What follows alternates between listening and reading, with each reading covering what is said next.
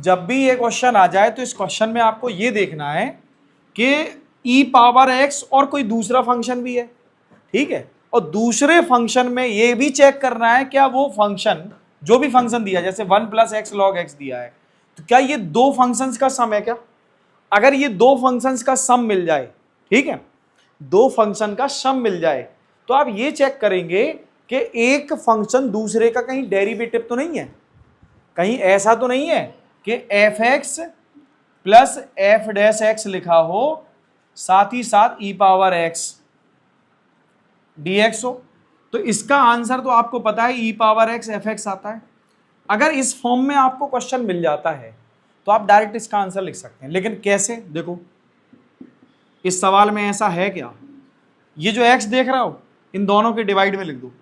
Separate divide कर दो भाई, 1/x भी लिख सकते हैं और x log x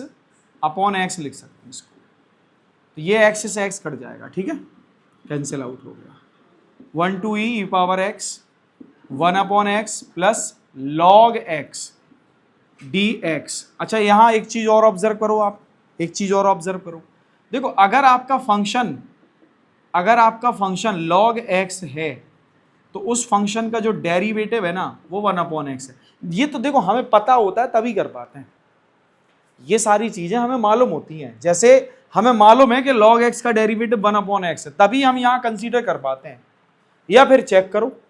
किसका डेरिवेटिव क्या है, ठीक है, अब चेक कर रहे हैं तो थोड़ा टाइम ज्यादा लगेगा, 1 मिनट ज्यादा लगेगा, ठीक है, और अगर नहीं चेक कर रहे तुम्हें पता है तो वो जल्दी हो जाएगा, तुम्हें पता है कि हमको किसको fx कंसीडर करना है और किसको f'(x), लेकिन ये कुछ फॉर्मेलिटीज होती हैं, लिखना ही पड़ता है, दिखाना पड़ता है कि कौन fx है और कौन f'(x) है, तो हमें पता चल गया। सो अब क्या लिखेंगे, e पावर x इस फॉर्मूले से, इस identity fx + f'(x e power x dx equal this, ठीक है, तो इस आइडेंटिटी के अकॉर्डिंग अगर हम देखें तो हमारा आंसर आएगा e power x log x, इसका इंटीग्रल, ठीक है, और इसकी लिमिट क्या है, लिमिट क्या है इसकी बेटा 1 से e, यानी कि 1 to e। अप्लाई कर देते हैं, सबसे पहले अपर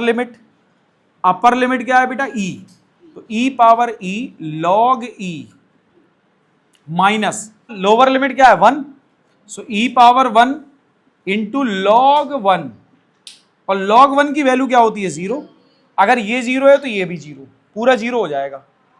है ना, और ये क्या है log e की वैल्यू क्या होती है 1, log 1 की वैल्यू 0, log e की वैल्यू क्या 1, तो यहां आंसर आ जाएगा e to the power e, ये फाइनल आंसर आ गया,